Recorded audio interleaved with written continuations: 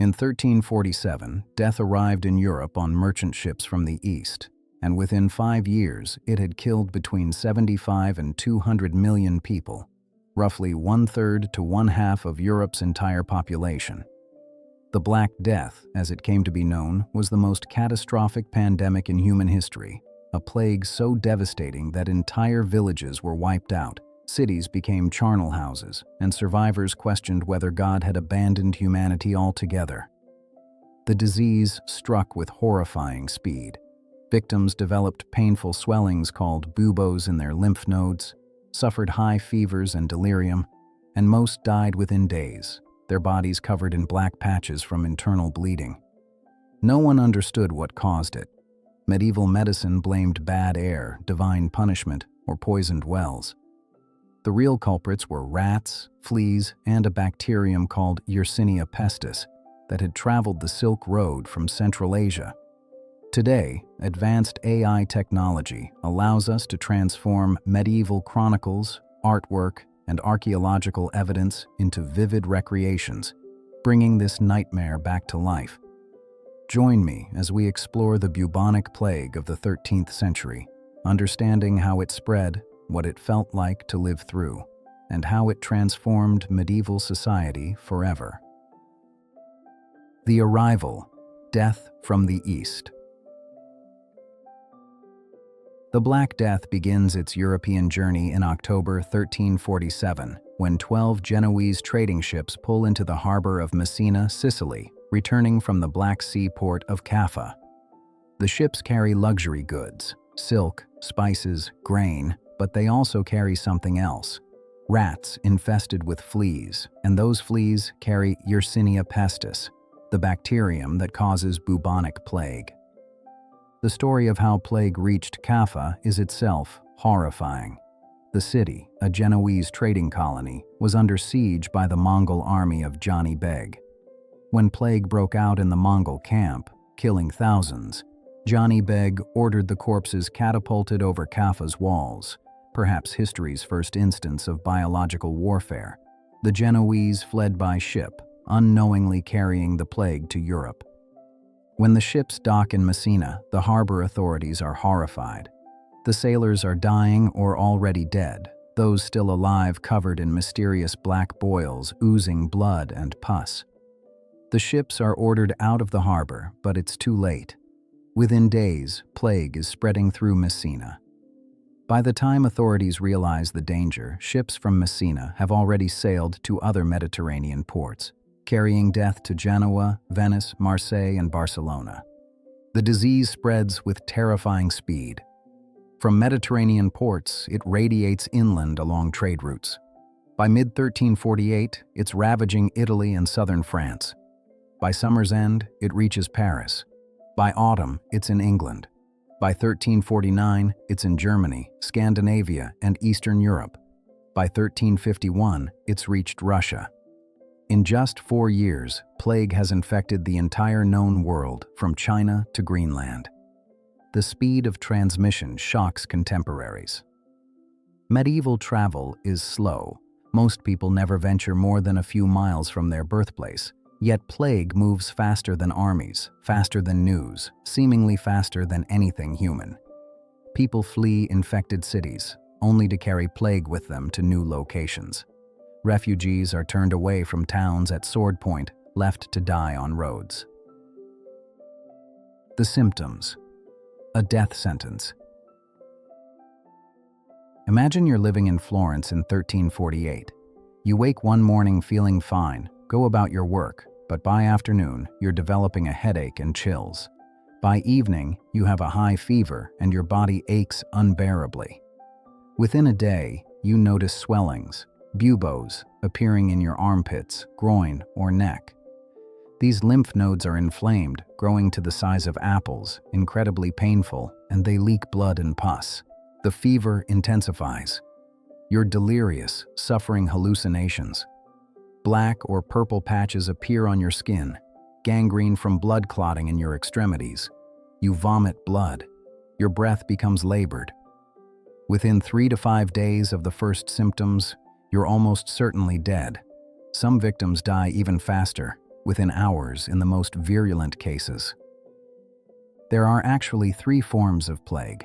Bubonic plague, the most common, has about a 50% mortality rate if untreated. Septicemic plague, when the infection enters the bloodstream, is nearly 100% fatal, killing so quickly that buboes don't even have time to form. Pneumonic plague, the rarest but most contagious, attacks the lungs and spreads through coughing, creating airborne transmission. Mortality approaches 100%, and death comes within 24 hours. The worst part is the randomness. Plague kills rich and poor, young and old, pious and sinful. Entire families are wiped out. In other cases, one person survives while everyone around them dies. There's no pattern, no way to predict who lives and dies. This randomness drives people mad with fear. If prayer, wealth, or good living can't save you, what can? Watch a plague-stricken city. The first sign is the smell, the sickly sweet stench of rotting corpses that permeates everything. Bodies pile in the streets because graveyards fill up quickly. Pit burials become necessary, with bodies stacked in trenches covered in quicklime, sometimes hundreds to a grave. The living can't keep up with the dead. Entire neighborhoods are abandoned. Grass grows in the streets. Livestock wander untended. Dogs and pigs feed on corpses. The normal sounds of urban life, merchants hawking wares, children playing, church bells ringing, are replaced by an eerie silence broken only by the rumble of death carts and the wailing of the bereaved. The death toll, counting the dead. The numbers are staggering and almost incomprehensible. Before plague, Europe's population is roughly 75 million. By 1353, when the first wave finally subsides, between 25 and 50 million are dead, a mortality rate of 30 to 60%. Some regions suffer even worse. Florence loses 60% of its population. Siena loses 2/3. Some villages are completely abandoned, their entire populations dead or fled. Certain groups suffer disproportionately. Clergy have high mortality rates because they attend the dying and bury the dead, exposing themselves repeatedly. Physicians and those caring for the sick die in huge numbers. The poor, living in crowded, unsanitary conditions, die in greater proportions than the wealthy, though wealth provides no guarantee of survival. Children and the elderly are particularly vulnerable, but plague is unusual in that it also kills healthy adults in their prime. Unlike most diseases that primarily threaten the very young and very old. This pattern of mortality devastates societies, killing productive workers and leaving orphans and elderly without support. The economic impact is paradoxically complex. Initially, there's massive wealth destruction. Dead people can't work, trade collapses, investments become worthless. But for survivors, there's sudden abundance. With half the population dead, there's more land per person, more resources, higher wages for workers. This will eventually lead to improved living standards for the survivors, though it takes generations. The cultural and psychological impact is even more profound. Plague destroys the medieval worldview. How can a just God allow such indiscriminate suffering? Why do prayers fail? Why do the pious die while sinners survive? The certainties of medieval Christianity are shaken, contributing to the later Protestant Reformation and the rise of secular thinking. The artistic response. Danse macabre. The plague transforms medieval art. Before 1348, art is largely optimistic. Beautiful Madonnas, peaceful pastoral scenes, images of heaven and saints. After plague, art becomes obsessed with death, decay, and mortality. The danse macabre, or dance of death, becomes a dominant artistic theme.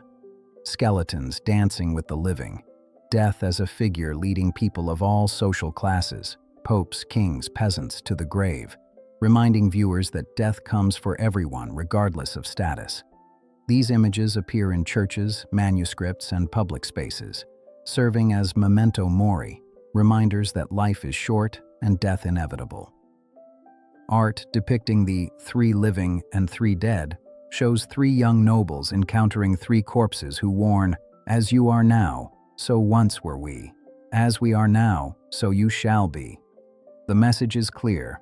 Enjoy life because death is certain and near. Plague literature also flourishes. Boccaccio's Decameron frames stories told by nobles who've fled plague-stricken Florence to a country villa. They entertain themselves with tales while the city dies around them. The contrast between their storytelling and the ongoing catastrophe creates a strange, haunting effect. These artistic responses reveal how deeply plague traumatized medieval consciousness. The certainty of death, the fragility of life, the randomness of fate, these become central themes in European culture for centuries. The long-term consequences, a world transformed. The Black Death doesn't just kill millions and then disappear. Plague becomes endemic, returning in waves for the next 400 years. Major outbreaks occur in 1361, 1369, 1374, and repeatedly through the 1600s. The Great Plague of London in 1665 kills 100,000. Marseille's plague in 1720 kills 100,000. Each outbreak traumatizes, though none approach the 1348 to 1353 catastrophe in scale. But the first outbreak's consequences reshape European society fundamentally. Economic transformation. Labor shortages drive up wages. Serfdom, already declining, accelerates toward collapse. Peasants can demand better conditions or simply leave. There's always another lord desperate for workers. This shift from feudal agriculture toward wage labor is a crucial step toward capitalism. Religious change. The Church's inability to protect people from plague undermines its authority. Criticisms of clerical corruption, already present, intensify. The questioning of religious authority contributes to the Protestant Reformation 150 years later. Medical advancement. Plague's horror eventually drives empirical observation. Physicians begin noticing patterns. Plague spreads from person to person. Quarantine helps. Certain conditions increase risk.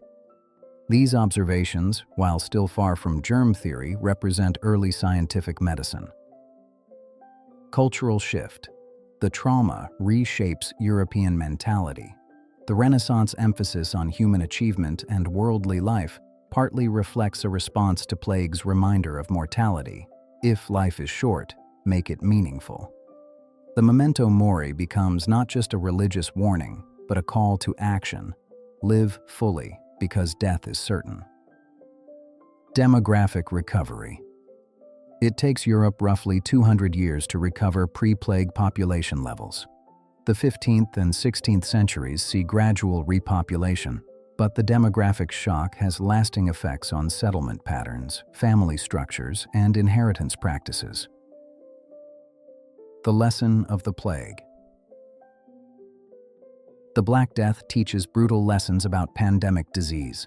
It shows how quickly infection can spread across continents, how mortality can shatter social order, how fear drives irrational scapegoating, and how even massive catastrophes eventually end and societies rebuild. Modern medicine understands plague now.